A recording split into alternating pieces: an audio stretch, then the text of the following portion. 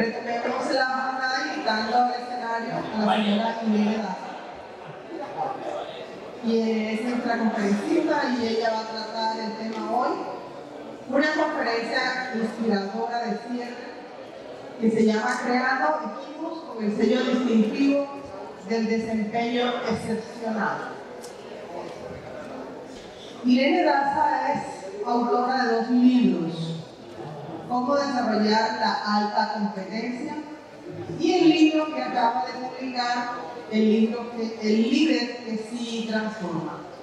Es coach de líderes, speaker, especialista en growth management y en formación de habilidades y competencias para ejecutivos y equipos. Docente de estudios superiores en las universidades del Rosario, Sergio Arboleda en Bogotá, donde reside, y Universidad del Norte en Barranquilla. Además es miembro de la Junta Directiva de ANCOACH, Asociación de Coaching de Colombia. Ha trabajado en Colombia, México, Chile, Perú, Panamá, Brasil, entre otros más. Actualmente se dedica a la investigación del comportamiento y la mente humana, ya que está convencida de que todos poseemos un potencial ilimitado. Bienvenida, Irene. Un aplauso para ella. Gracias.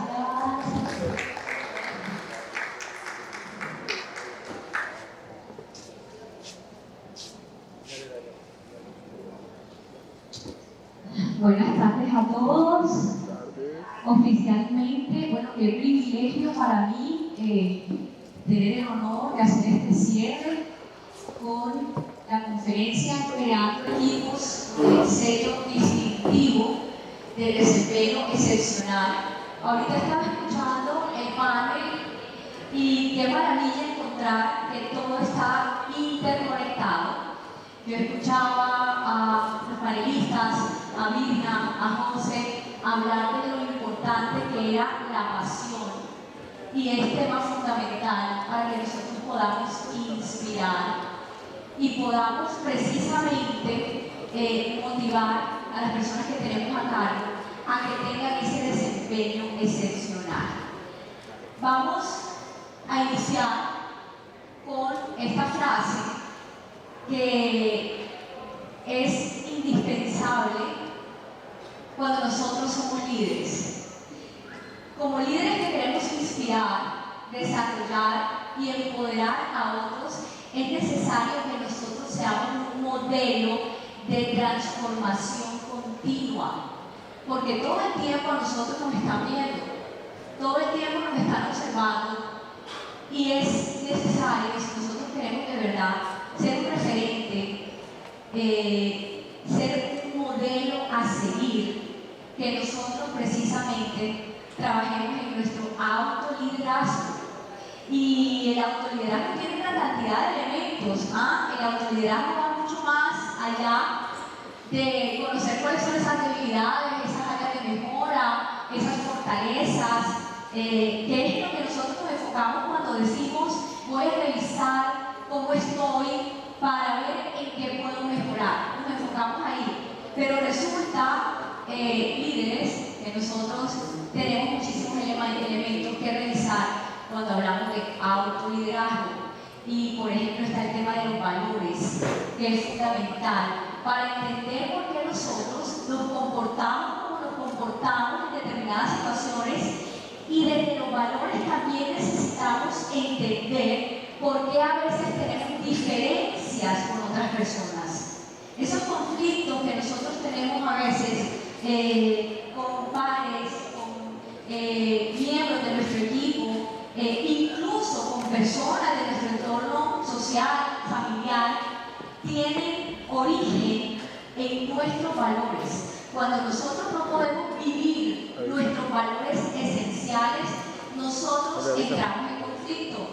Y muchas veces no hacemos esa revisión, muchas veces no sabemos que desde allí es que se está originando ese conflicto. También es necesario que revisemos nuestras creencias. Ustedes saben que estamos hablando mucho ahora de lo que son las creencias. ¿Han escuchado el tema de creencias, paradigmas, creencias limitantes? ¿Lo han escuchado en algún momento?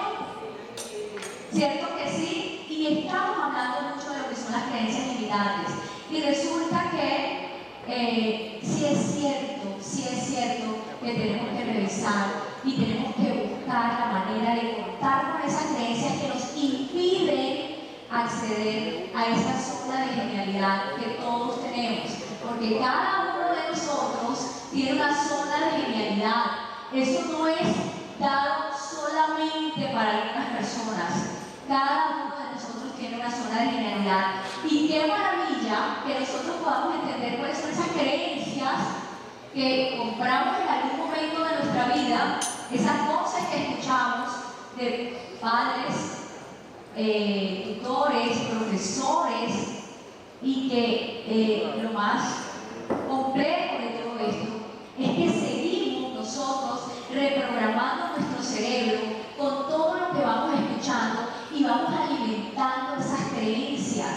Es más, vamos todos los días, cada vez que escuchamos algo, cada vez que conversamos con diferentes personas, alimentando ese sistema de creencias. Por eso es tan importante saber con quién conversamos.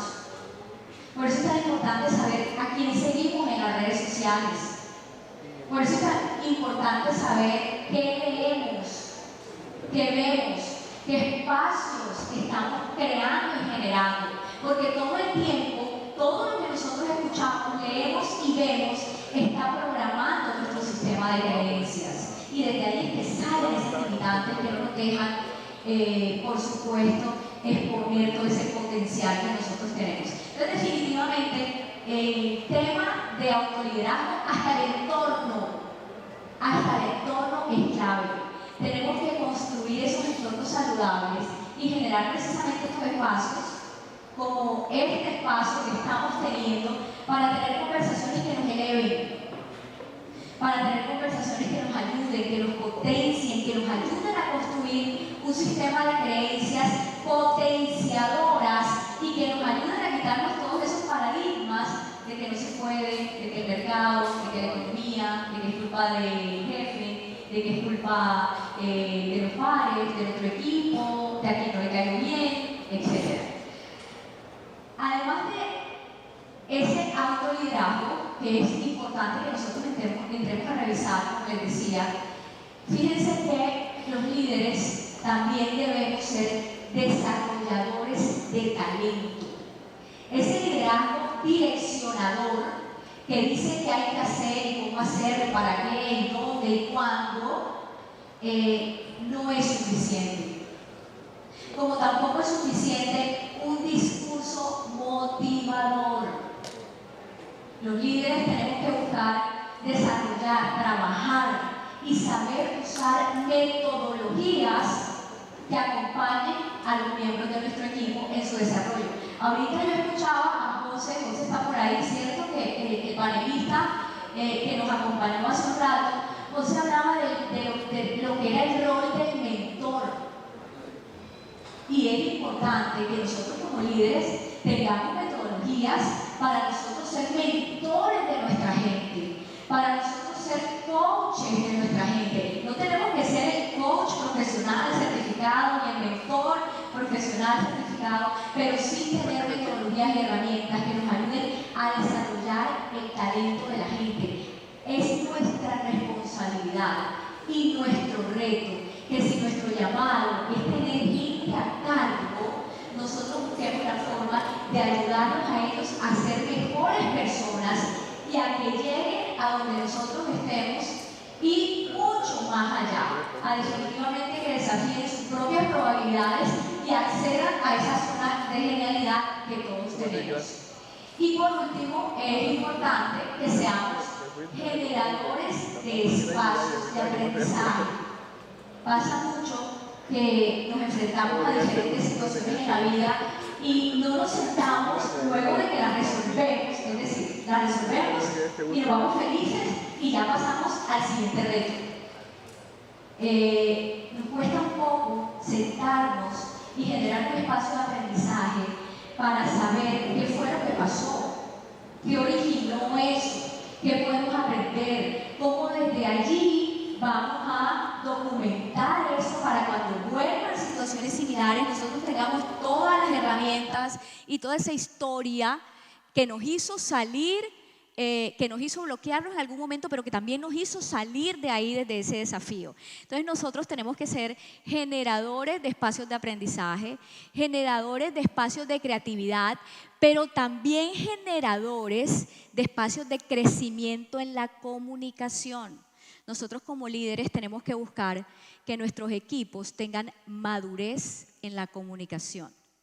Y eso se logra generando espacios de apertura para que ellos puedan expresar libre y abiertamente todo eso que está pasando, porque de lo contrario lo que sucede es que se quedan una cantidad de conversaciones debajo de la mesa que van pasando factura en los procesos, en el día a día, en las interacciones y en el logro de los objetivos. Entonces no es para nada estratégico, mis queridos líderes, quedarnos sin generar esos espacios que definitivamente nos van a ayudar desde esa documentación y desde esa historia poder transitar por las situaciones venideras con mucho más éxito, más efectividad, más agilidad, que es una de las palabras que estamos usando muchísimo en este momento, que necesitamos ser ágiles en los procesos. Pero esa agilidad se logra cuando logramos sentarnos con nuestra gente y revisar cómo lo estamos haciendo, qué está pasando. Y bueno, muchísimas conversaciones más que lo que logran es un equipo con madurez en la comunicación. Entonces, fíjense que con estas tres premisas que les acabo de mencionar, es importante también saber que un equipo de alto desempeño y alta competencia debe trabajar en 5 dimensiones. De estos temas de equipos de alto desempeño y de liderazgo hay un universo, hay una cantidad de cosas que podemos conversar y que yo creo que nos darían 2 o 3 días más para conversar, porque es un tema además apasionante para todas las personas que tenemos gente a cargo. Vamos a hablar de 5 dimensiones que son claves a la hora de conformar ese equipo de alto desempeño. Y yo le sumo la alta competencia, porque no solamente es alto desempeño, no solamente, como decían ahorita los panelistas, no es solamente conseguir los números, sino cómo conseguimos esos números, además, cómo la gente se va feliz después de haber logrado esos resultados, cómo pueden llevar eso a su casa, cómo pueden ser ejemplo de que las cosas se están haciendo bien, pero se están haciendo desde el propósito superior y no se están haciendo desde el ego o no se están haciendo desde lo material, desde el poder, desde el conseguir cosas, que sabemos que no estamos llamados a eso, que se necesita para la economía, para el dinamismo de todo lo que hacemos, para que las empresas se muevan, pero no es desde ahí que nosotros estamos llamados a trabajar e impactar vidas. Entonces vamos a ver cuáles son esas 5 dimensiones del equipo de alto desempeño. La primera, que es clave, y yo estoy segura de que todos van a estar de acuerdo conmigo, es conocerse en equipo. Conocerse en equipo. Aquí pasa algo, no me está corriendo. Ahí, listo. Conocerse en equipo. Y uno diría como, bueno, yo como líder conozco a mi equipo. Yo como líder sé quiénes son las personas que conforman mi equipo, sé si tienen hijos, sé si están casadas, sé cuál ha sido su trayectoria, sé cuáles son sus fortalezas, claro que sí lo sé. Y fíjense que definitivamente ahí tenemos que profundizar, pero también encontramos líderes que dicen, mira, yo necesito saber lo mínimo, a mí lo que me interesa es que los resultados se den, hay que ser ágiles en todos los procesos, yo no puedo tener tantos espacios para sentarme, para conversar de la vida de la otra persona y no estoy hablando de conversar de la vida de la otra persona a profundidad, porque además eso hace parte de la privacidad y de la intimidad, pero sí es necesario que conozcamos cosas que además esas cosas nos van a servir y nos van a ayudar para poder impulsarlos, para poder moverlos, para poder tocar esas fibras y que ellos puedan hacer movimientos inteligentes, porque definitivamente ese es el papel de nosotros los líderes, poder moverlos para que ellos puedan hacer esos movimientos inteligentes. Entonces vamos a ver cuáles son esas formas que les traigo para trabajar en esta dimensión y son 3 esto no me está pasando, no me sigue pasando, pero bueno, yo se las voy a ir mencionando y son 3 formas que tenemos para que nosotros podamos profundizar en ese conocimiento en equipo. Sí, es por la señal, ¿cierto? Bueno, bien, entonces, ¿cuáles son esas 3 formas? Una de las formas importantes que tenemos es conocer precisamente cuáles son esas necesidades psicológicas que tiene cada uno de los miembros de nuestro equipo. Es más, cada uno de nosotros tiene que profundizar en cuál es esa necesidad psicológica que tiene hoy en este momento. Y resulta que en diferentes etapas de la vida nosotros pasamos por diferentes necesidades psicológicas. Yo se las voy a mencionar y les voy a pedir a todos que vayan analizando con cuál necesidad se sienten identificados hoy en su realidad, pero también les voy a pedir que vayan identificando en 2 o 3 personas que tengan a cargo desde qué necesidad puede estar esa persona, desde qué necesidad psicológica se puede sentir identificada esa persona. Primera, seguridad y estabilidad. Muchas veces en la vida nosotros necesitamos sentirnos seguros y estables. Necesitamos que ese trabajo que estamos haciendo, ese reto, ese emprendimiento, ese negocio que estemos haciendo tenga una seguridad y que nos brinde esa estabilidad. Queremos estar bien, queremos estar tranquilos y además necesitamos por nuestra familia, por nuestros retos, por nuestros objetivos, ese nivel de seguridad. Pero resulta que también hay otra necesidad psicológica del ser humano que es la incertidumbre. Hay momentos en la vida que nosotros queremos tener incertidumbre, que nosotros queremos tener desafíos, retos. Pasa que en algunos momentos uno se da cuenta que hay personas que están muy bien en una empresa, que están ganando un buen salario, que están haciendo un buen trabajo y de repente paran y dicen, me voy, renuncio. Y uno como líder y como jefe dice, pero ¿cómo así? ¿Qué pasó si todo estaba perfecto con esta persona? Tiene una necesidad de encontrar nuevos retos, nuevos desafíos y allí ya no ve que puede satisfacer esa necesidad psicológica que tiene. Quiere nuevos retos, quiere nuevo desafío porque su necesidad en ese momento es la incertidumbre. Nosotros como líderes necesitamos saber cuándo nuestras personas a cargo están sintiendo esa necesidad y en vez de dejarlos ir, buscar de qué manera podemos ayudarlos, dándoles dentro del mismo equipo y del mismo proyecto nuevos retos y nuevos desafíos para que él sienta que está en su elemento. Y eso también pasa con nosotros. Pero también hay otras necesidades psicológicas como el reconocimiento y la significancia. Muchas veces en la vida nosotros necesitamos sentir que lo que nosotros hacemos vale. Es decir, que todo ese esfuerzo, que nosotros nos despertamos, que dejamos muchas veces a nuestros hijos, que vamos a trabajar con toda la energía y la disposición y la pasión, que trabajamos más horas de las que deberíamos, nosotros necesitamos saber que eso vale la pena, que eso está siendo validado, reconocido, que significa algo. Y muchas veces no es así, muchas veces no es reconocido. Entonces nosotros como líderes también tenemos que saber cuando estamos con nuestra gente, si esa gente, si ese miembro del equipo está en este momento necesitando esa validación, ese reconocimiento. Y yo no estoy hablando de la palmadita en la espalda, porque muchas veces me dicen, Irene, pero la verdad es que a mí no me interesa que me estén dando palmaditas en la espalda para yo saber que estoy haciendo bien mi trabajo. Pero ¿qué pasa? No se trata de eso, no se trata de la palmadita, pero sí de la validación de que todo el esfuerzo, la pasión, todo lo que estás dando, todo lo que estás haciendo vale la pena. Y es necesario que nosotros como líderes identifiquemos cuando una persona está con esa necesidad psicológica. También tenemos otra necesidad psicológica que es la de conexión. Hay momentos en la vida que nosotros no nos interesa el reconocimiento, no nos interesa la validación, sino que lo que queremos es conectar con las personas y hacer vínculos genuinos.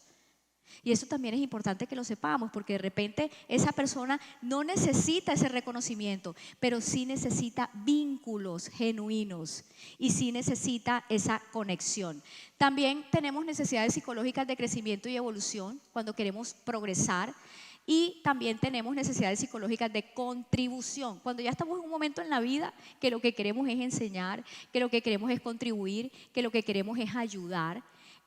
Sin embargo, eso también se logra después de un camino que se ha recorrido. Entonces es clave que sepamos de nuestra gente cuáles son esas necesidades psicológicas que tienen para poder ayudarlos desde ahí y conectarlos con nosotros y que ellos puedan tener ese desempeño excepcional que tanto queremos.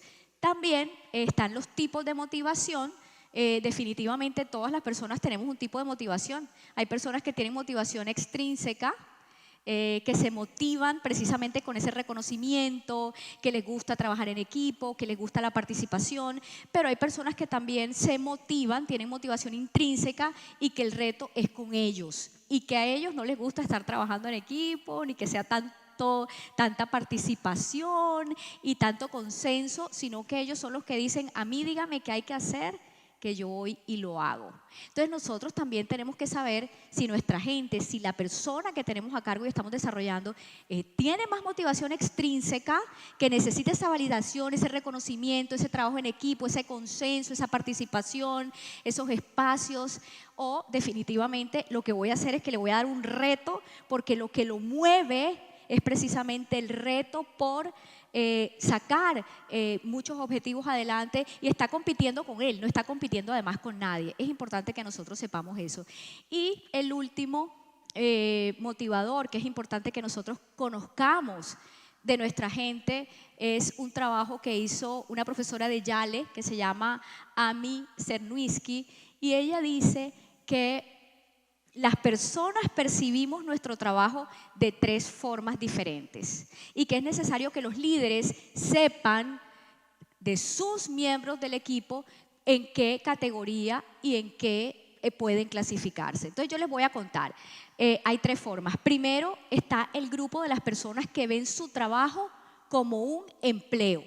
Es decir, yo voy a trabajar, yo voy a hacer todo lo que tenga que hacer, mis funciones, y yo espero esa retribución a fin de mes. Es decir, yo trabajo porque yo necesito mi dinero para subsistir y para mantener a mi familia. Ese es un grupo de personas. El segundo grupo de personas es las personas que ven su trabajo como una carrera. Es decir, son esos miembros del equipo que ustedes van a ver que van a estar con ganas de estar creciendo, que quieren hacer una carrera dentro de la organización, que quieren ese desarrollo y ese acompañamiento por parte de ustedes porque les interesa progresar. Y el tercer grupo de estas personas, como perciben su trabajo, es las personas que están conectadas con su propósito y con su llamado. Entonces ya no es que lo ven como un empleo, ya no lo ven como una carrera de estar escalando, sino que dicen: es que este es mi llamado, este es mi propósito. Si a mí no me pagan, igual lo hago feliz. Qué bueno que me paguen, por supuesto, pero este es mi propósito. Entonces también es importante para nosotros como líderes saber estas personas que tenemos a cargo cómo perciben su trabajo: como un empleo, como una carrera, o están viviendo su propósito. Porque desde allí nosotros podemos conectar a esas personas con nosotros. No es que haya uno mejor que otro, ideal que todos encontremos nuestro propósito, pero eso también se va dando a lo largo de la vida y en las etapas que nosotros vamos pasando en la vida. Y eso también lo tenemos que saber y tener claro. Y de repente no estar buscando y decirle: no, pero es que esta persona está solamente viendo el trabajo como carrera y lo que quiere es lograr cosas y objetivos y números y tal, y yo lo que quiero es que tenga propósito. Todas las personas tienen un proceso de aprendizaje y nosotros los líderes, el reto de nosotros es saber en qué está para desde allí poderlo impulsar y poderlo ayudar. Bien, entonces, además de conocerse en equipo, otra dimensión importante que nosotros tenemos que trabajar en un equipo de alto desempeño y alta competencia es en construir lo que es el ser un equipo. Y miren que aquí esto es bien interesante porque cuando nosotros estamos en una organización, nosotros trabajamos en la misión, en la visión y en los valores de esa gran organización. Y resulta que cada equipo debe tener su propio ADN. Cada equipo debe construir su propio ADN. ¿Por qué? Porque cada equipo tiene su razón de ser. El departamento de IT de una compañía debe tener unos valores que los identifique, que van alineados con la organización, pero que son diferentes, por ejemplo, al departamento de gestión humana. Y diferentes al departamento de compras. Todos los valores alineados con la organización, pero cada equipo debe trabajar precisamente en construir esos valores, esa misión y esa visión de para qué están donde están y para qué están haciendo lo que están haciendo, pero también para dónde van. Esos valores es necesario también, líderes, que se bajen a comportamientos observables. Porque muchas veces nosotros decimos como que bueno, y yo he hecho muchos trabajos con equipos donde han establecido ciertos valores y dicen, por ejemplo, bueno, vamos a poner el ejemplo de un departamento de recursos humanos y trabajamos en sus 5 valores. ¿Cuáles son los 5 valores que debe tener un departamento de recursos humanos? Y sale un valor, la cercanía.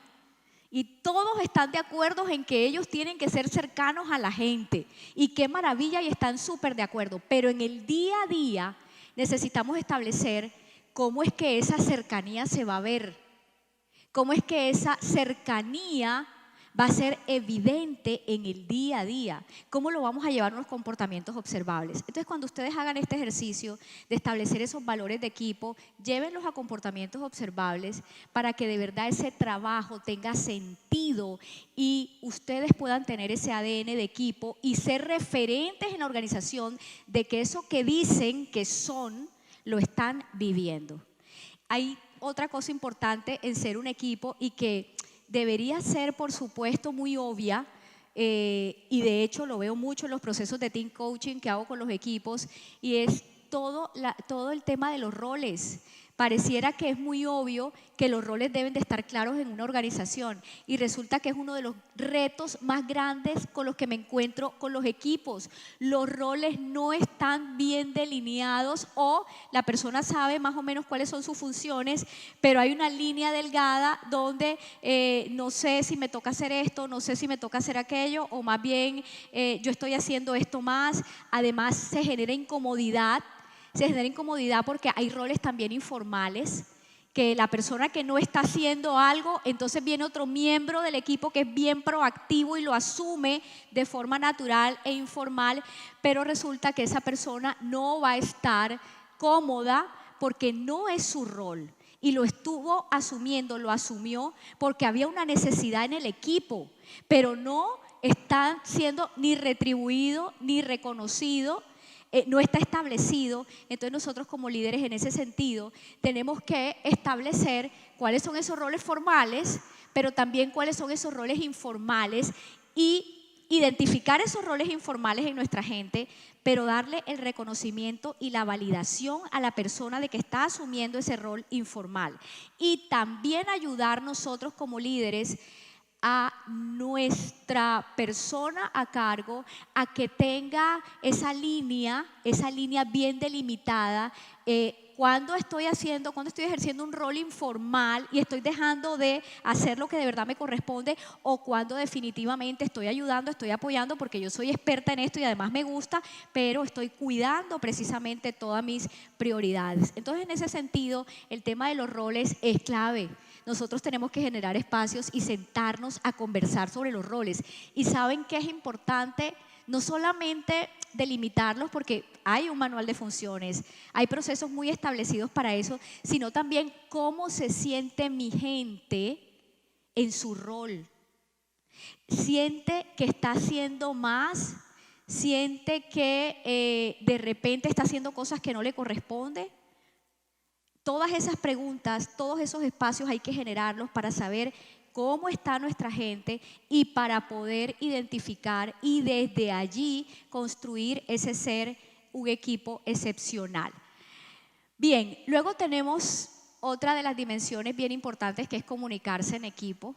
Nosotros sentimos que nosotros nos comunicamos bien y que nosotros escuchamos y somos empáticos, pero resulta que en el día a día la evidencia y la realidad nos demuestra que hay muchos temas de comunicación que tenemos que trabajar, que hay muchas habilidades comunicacionales que tenemos que fortalecer, que definitivamente hay muchas competencias que ni siquiera conocemos, o si las hemos escuchado no le damos la importancia que requiere esa competencia en el tema de comunicación. Y yo les voy a hablar de unas altas competencias que de repente ustedes ya han escuchado, pero que aquí vamos a ver un poquito más a fondo, y es todo el tema del lenguaje no verbal.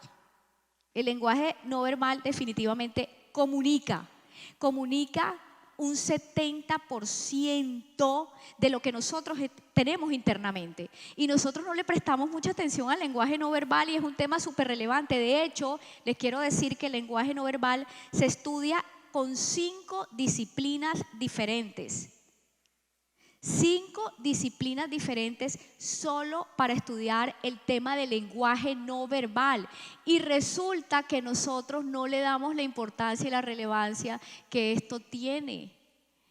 Nosotros cuando vemos a una persona, ni siquiera la persona ha hablado, ni siquiera ha abierto la boca, y les voy a pedir que en este momento piensen, en este momento, hoy, en este evento, cuando han visto algunos de sus compañeros, algunos de sus colegas que de repente no han hablado, no han interactuado, y ya ustedes en los primeros segundos se hacen una imagen y se hacen una idea de lo que es esa persona, y la persona no ha dicho una palabra, pero ya ustedes más o menos se hacen una idea de la persona. ¿Sí o no? ¿Nos pasa o no nos pasa? También hay otro tema importantísimo en el lenguaje no verbal, que es el tono de la voz. El tono de voz comunica demasiado. ¿Se han escuchado eso que dice, es que no fue lo que me dijo, sino el tonito que usó? ¿Sí lo han escuchado? ¿Y pasa o no pasa? Pues es que el tono transmite muchísima información. El tono, imagínense ustedes que el tono de la voz es una de las disciplinas que se estudia en lenguaje no verbal y se llama paralingüística. Otra de las disciplinas son las microexpresiones faciales, porque todo lo que nosotros tenemos internamente, sentimos internamente, todo nuestro estado interno se proyecta en nuestra cara, en nuestro rostro. Y lo mejor de todo, bueno, yo no sé si decir lo mejor de todo o decir lo contrario, es que no lo podemos manejar ni lo podemos controlar, porque eso pasa de forma automática, instantánea, entre 0.30 segundos y 4 segundos.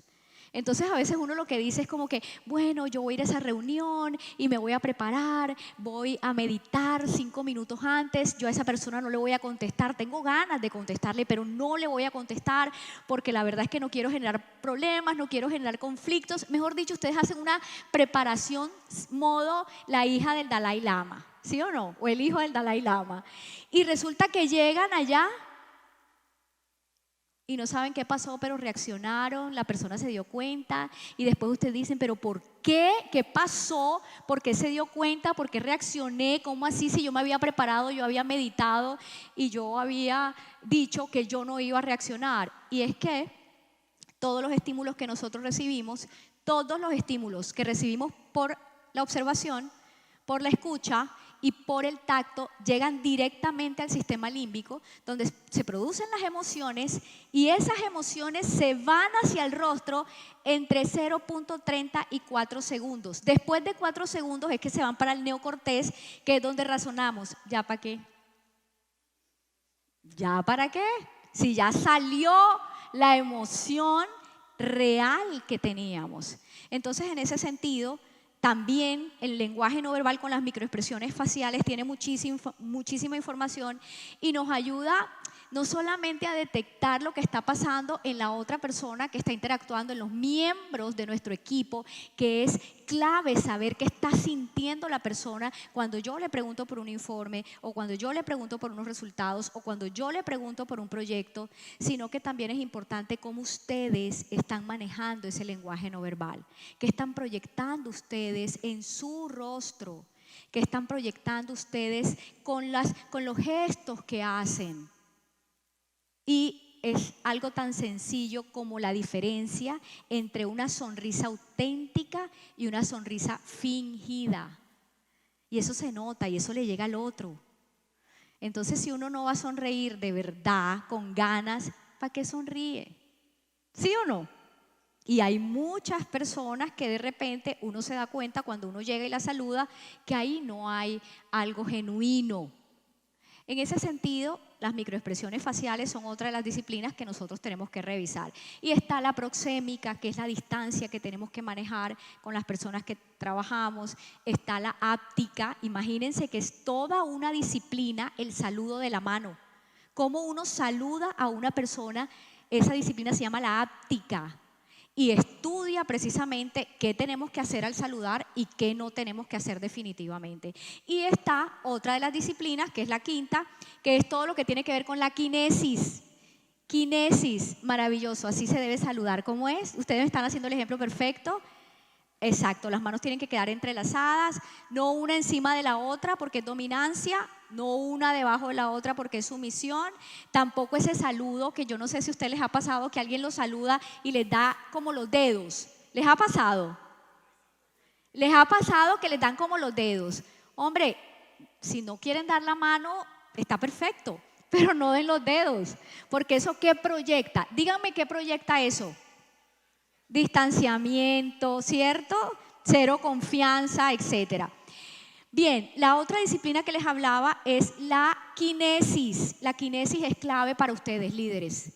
Todo lo que tiene que ver con kinesis argumentativa. Cómo nosotros lo que decimos, lo que verbalizamos, lo acompañamos con nuestras manos y con nuestro cuerpo. Porque definitivamente nuestro cuerpo habla. Yo les decía que el 70% de la comunicación es no verbal. Pues el cuerpo y la kinesis es el 50 de ese 70. Y el tono de voz es el 20. Y solo el 30% de la comunicación son las palabras que nosotros decimos. Oigan, nos las pasamos preparando qué vamos a decir. Y solo es el 30%. Se nos olvida preparar ese 70% que es el cómo lo vamos a decir. Entonces, definitivamente ese tema del lenguaje no verbal es clave y es una alta competencia que yo les recomiendo que revisen, que se autoobserven a ver qué es lo que ustedes están proyectando, porque muchas veces nosotros tenemos muy buenas intenciones, queremos inspirar, queremos motivar, queremos hacer muchísimas cosas, pero nuestro lenguaje no verbal no nos está ayudando, no nos está acompañando. Entonces no estamos siendo estratégicos porque nos estamos autosaboteando, porque lo que decimos no es coherente con lo que nosotros estamos mostrando. Entonces, en ese sentido es un tema que tenemos que revisar. Y el otro tema importante y que sentimos que somos muy buenos escuchas, pero de verdad somos buenos escuchas, de verdad cuando estamos conversando con alguien, estamos atentos escuchándolo o estamos pensando en qué le vamos a responder. ¿Pasa o no pasa? ¿O nada más me pasa a mí? ¿Cierto que pasa? Y también pasa que estamos conversando con alguien y le interrumpimos, no la dejamos terminar. Porque además creemos que nosotros tenemos la respuesta y resulta que la persona no iba a decir eso que nosotros nos imaginamos. ¿Qué pasa ahí?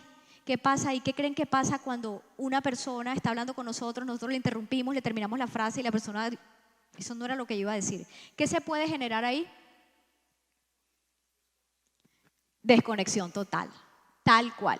Y pasa también que estamos conversando con alguien y no solamente estamos pensando en lo que le vamos a responder, peor aún, estamos en otra parte haciendo mercado. Estamos en la olímpica haciendo mercado. Y la persona cree que yo lo estoy escuchando. Pero resulta que cree al principio, pero después se da cuenta.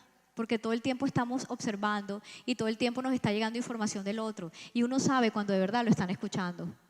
Si uno es atento y lee y observa, uno sabe si lo están escuchando o si no lo están escuchando. Entonces, en ese sentido, los líderes tenemos que trabajar mucho el tema de la escucha activa para lograr ese desempeño excepcional que queremos en nuestra gente. Tenemos que empezar por escucharlos de verdad y de forma genuina. Otro tema importante en la comunicación, líderes, la madurez, el respeto y la madurez en la comunicación. Y la madurez va precisamente desde ese saber decir las cosas y decirlas con mucho respeto, de forma impecable, sin juicios, sin sarcasmo, sin ironía, hasta tener apertura para uno en el equipo que está a poder decir qué siente y cómo se siente. Nosotros como líderes tenemos que lograr esa madurez en la comunicación, que se puedan expresar libremente las cosas que esas personas nos quieren decir. Y también tenemos que estar abiertos, líderes, ojo, también tenemos que estar abiertos a la retroalimentación, incluso pedirla. Eso habla de un alto nivel de liderazgo. Cuando yo digo, me gustaría sentarme contigo a conversar, cuéntame qué te gustaría que trabajáramos, qué te gustaría decirme, cómo lo estoy haciendo, cómo me estás viendo. Eso habla de un alto nivel de madurez en la comunicación y de un alto nivel de liderazgo, porque se necesita mucha humildad y propósito superior para sentarse y propiciar un espacio de conversación de esa manera. Bien, madurez en la comunicación. Ahorita vamos a ver otra dimensión que es ya trabajar en equipo. Trabajar en equipo. Y trabajar en equipo, nosotros hemos hablado tanto de trabajo en equipo. O sea, yo creo que es un tema, una de las competencias que más conversamos, que más sentimos que le damos el tiempo necesario, que además hay muchas capacitaciones que traemos precisamente para que la gente trabaje en equipo, y definitivamente trabajar en equipo es todo un reto. Definitivamente es todo un reto por todo lo que conlleva la interacción humana. Es que si nos pasa en la casa, ¿quiénes acá tienen hijos? Pareja. Si nos pasa en la casa que muchas veces el tema de trabajar en equipo se nos dificulta con las personas que más amamos, ¿cómo no nos va a pasar en el trabajo? Donde son personas que definitivamente estamos trabajando, que tenemos objetivos en común, pero que no estamos vinculados estrechamente y emocionalmente como estamos con la familia. Nos pasa también. Entonces, fíjense que aquí en trabajo en equipo hay unos elementos que es importante que tengamos en cuenta, y quiero que se lleven esto muy, muy grabado, y es la integración de modelos mentales y la flexibilidad cognitiva. Ustedes como líderes es importante que trabajen en desarrollar flexibilidad cognitiva. ¿Qué es la flexibilidad cognitiva? Precisamente es entender que todos somos diferentes, que todos estructuramos y tenemos sistemas de pensamiento diferentes. Hay personas que son muy metódicas, hay personas que son organizadas, metódicas, analíticas. Hay otras personas que son de acción, que no quieren ese método, ese paso a paso, sino que hay que hacer. Y es válido el metódico, es válido el de acción. También es válido esa persona que tiene ese sistema de pensamiento de ideas, que es súper creativa, pero que es tan creativa que a veces le cuesta aterrizar y ejecutar. Pero también es válido ese sistema de pensamiento. También es válido el sistema de pensamiento de la orientación a lo humano, a la sensibilidad. Entonces, definitivamente, los líderes tenemos un reto muy grande, y es tener flexibilidad cognitiva, es entender esas diferencias, pero de verdad. O sea, de verdad integrar todos esos modelos mentales y trabajar con eso, porque ahí, cuando eso se da, es que aparece la creatividad. La multiplicidad de miradas conlleva a la multiplicidad de ideas. Entonces, si yo quiero gente creativa, si yo quiero gente innovando, si yo quiero gente haciendo cosas diferentes, siendo referentes en la organización, si yo quiero que mi equipo tenga un desempeño excepcional, sea un referente en la organización, además quiero que sea un referente en el mercado, yo necesito precisamente tener esa flexibilidad cognitiva y entender que todas esas diferencias lo que hacen es que suman y nos ayudan precisamente a tener ese desempeño excepcional. Y ahí, con el tema de creatividad, hay una cantidad de retos, porque premiamos el éxito, pero castigamos el fracaso. Y resulta que muchas veces el fracaso está lleno de éxitos. de pequeños éxitos. Y ese fracaso es el que nos lleva de verdad a crecer. Entonces, hemos hecho un proceso que no tuvo el resultado y castigamos. O sea, no tenemos en cuenta ese proceso que llevó la persona y que hay una cantidad de potencialidad en todo lo que hizo esa persona y lo dejamos pasar. Y resulta que ahí puede estar la clave del éxito, en ese fracaso o en ese error que se pudo haber cometido. Y la última dimensión, que es una dimensión maravillosa que todo equipo de alto desempeño, alta competencia debe trabajar, es crecer en equipo. Pero no crecer en términos de indicadores, de resultados, de objetivos, sino crecer de verdad como personas que conforman un equipo con desempeño excepcional.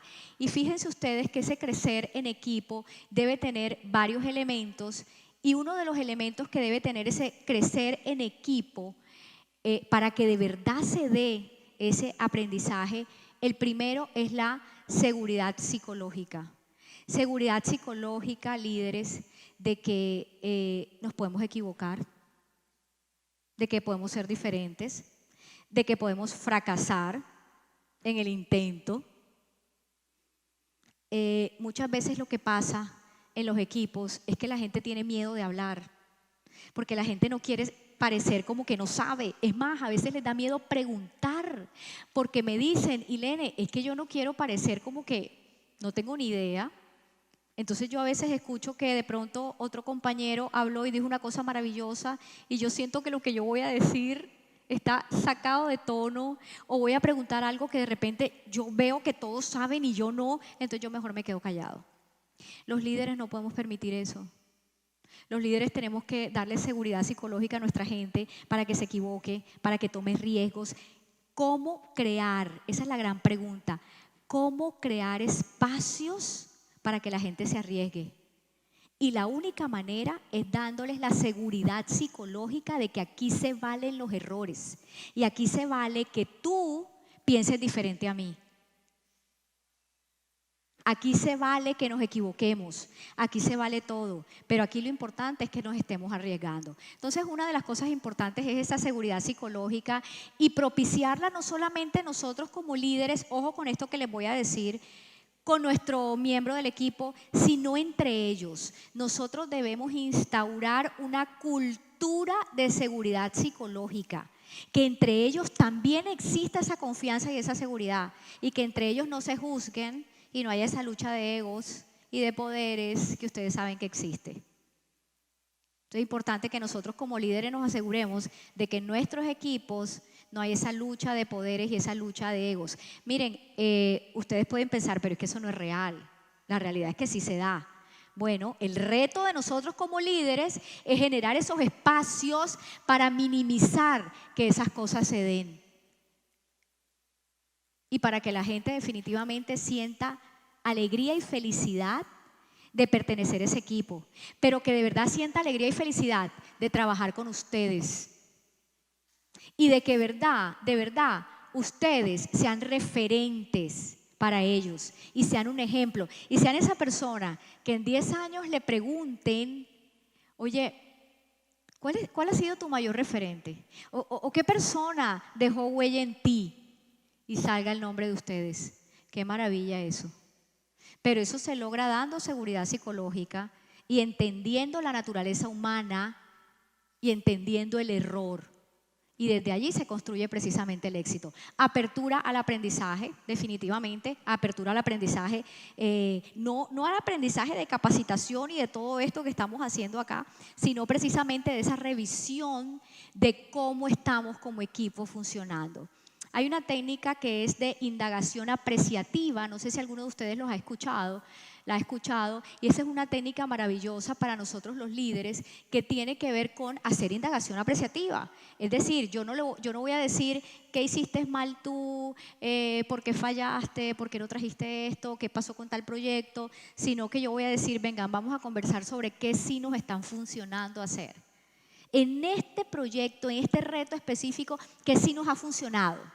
Entonces ahí separamos a la persona de la situación Imagínense que estábamos en un proyecto y el proyecto falló. Mejor dicho, no tuvimos los resultados que esperábamos. Sentarnos, hacer indagación apreciativa nosotros como líderes y decimos, bueno, no resultó, no llegó a feliz término, pero ¿qué sí funcionó hacer? ¿Qué sí hicimos bien? Y escuchar lo que tienen que decir. Segunda pregunta, ¿qué no funcionó? Pero miren que no estamos hablando de quién lo hizo mal, qué no hiciste, qué te faltó hacer, sino qué no funcionó. Y tercera, si nos vuelve a suceder lo mismo o algo similar, ¿qué podemos hacer diferente? Eso es indagación apreciativa y nosotros como líderes tenemos que movernos en ese marco. Miren, ya para ir cerrando les voy a decir algo. Nosotros los líderes, todas las personas que tenemos gente a cargo, ustedes que además están en este sector que es tan desafiante, tienen que tener unas dinámicas de recuperación emocional. Miren que es diferente a lo que hemos estado hablando. Y les estoy hablando de recuperación emocional. Ustedes tienen muchos desafíos, tienen muchos retos, además tienen familias, tienen hijos, tienen una cantidad de cosas que resolver. Pero tenemos que tener dinámicas de recuperación emocional para que nosotros podamos estar en nuestro mejor estado de alto desempeño para poder inspirar, para poder motivar, para poder mover a esa gente. Nosotros tenemos que cuidar nuestro estado emocional. Y eso nos pasa con los hijos. Si nosotros queremos tener a una familia sólida y queremos que nuestros hijos crezcan, nosotros tenemos que estar bien, ¿cierto? ¿Sí o no? Hay que empezar por acá para poderle dar a todas las demás personas eso que queremos dar. Pues lo mismo pasa con nuestra gente en la empresa. Si nosotros queremos inspirar de verdad y ser un referente, nosotros tenemos que cuidar nuestro estado emocional. Y eso de la única forma que lo tenemos que cuidar es haciendo recuperación. ¿Saben por qué? Porque el estrés siempre va a estar. Siempre van a haber situaciones adversas. No sabemos, en este momento, una de las cosas más seguras que tenemos es el cambio permanente de la situación económica, de la situación política y de todo lo que nos está pasando. Entonces el estrés siempre va a estar. Hace parte de la naturaleza humana que nosotros tengamos estrés. Y eso no es malo. Lo malo es no hacer recuperación emocional. Entonces es clave para que ustedes puedan impactar y puedan hacer todo esto que conversamos y puedan hacer todo esto que quieren con esa pasión que los caracteriza, con todo lo que han conversado en estos días en esta convención. Es necesario que ustedes de verdad proyecten afuera eso que tienen internamente. Pero de la única manera que lo van a hacer es que cuiden ese estado emocional. Y fíjense ustedes que es importante esa recuperación y hay diferentes herramientas para hacer esa recuperación emocional. Yo me imagino que ustedes tendrán muchas: caminar, correr, ir a tomarse algo con unas amigas, con unos amigos, meditar, la oración. Hay una cantidad de formas para hacer recuperación emocional, pero es importante hacer esa recuperación. Y yo les voy a dejar ya de último esta frase, y es tan importante esa recuperación porque cuando la gente ve pasión y emoción, la gente cree. Muchas gracias.